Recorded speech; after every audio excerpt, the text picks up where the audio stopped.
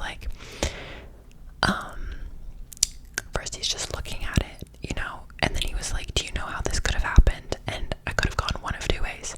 I could have lied and said my screen just stopped working, or I could have like told him the truth. Sorry, I'm yawning. I guess the third option would have been to like tell a variation of the truth, which I didn't end up doing, but I was debating about lying for like a really long time, because when I got my MacBook 5 months ago, it was covered under, like, for a year after you buy it, it's covered under Apple's limited warranty. And basically that covers you for anything that could have happened that was like manufacturer defect, But my situation was not a manufacturer defect. It was me dropping. It was like an accidental damage, which is not covered. So if I wanted it to be covered under the limited warranty, I would have had to lie and say I didn't know how it happened. But Apple employees are highly trained for this trick, I believe, from what I read on the internet, so I don't suggest doing that. Basically what I read is that that they're basically highly trained, and the screen wasn't all black. Like, there was a spot where the impact was, and he definitely would have noticed that and would have been like, okay, like, clearly this didn't just break randomly, like something fell on it. So I chose my best alternative. I'm gonna put on rings too. I'm feeling crazy. My best alternative was to be really polite and really nice, and I was hoping that maybe they would give me like a good deal, just like for being a nice person, basically. ChatGPT and like my online research told me that a screen repair would cost me like $300 to $800 or something like that. Like, it was a pretty wide range, and the higher end of the range was insanely expensive for just the screen and for just like a silly little thing that they had to fix, but I guess the screens are very sensitive. So yeah, that's what he explained to me. He's like, oh, the screens are very sensitive. And as soon as I said what actually happened, like when I told him my story about how my phone fell, he was like, okay. And he started typing into his little tablet. He was like, or iPad. He was like, and he shows me the total. I think the screen itself, I saw two numbers added up. Something was 600 and then something was 150. I think the screen was 150 and the service was 600. That's not including tax, so total it would have cost me $750 without tax. And I saw the number on the screen and I started bawling my eyes out, like in the Apple store. I was just like in tears. He was like offering me tissues. I was like, no, I'm okay. Like, I just need a second to myself. And I just like sat there in public crying in the Apple store. Mind you, like, it was packed. Like, this was after work hours on a Tuesday. Like, I mean, they were late getting to my appointment because they were so busy. So there was plenty of people around. And he's trying to be so nice. He's like maybe you have insurance, and I was like, I'm a student, like I don't have good insurance or like any. And he was like, oh, maybe because like maybe through your credit card you have insurance. And then I told him I didn't buy this, like it was a gift.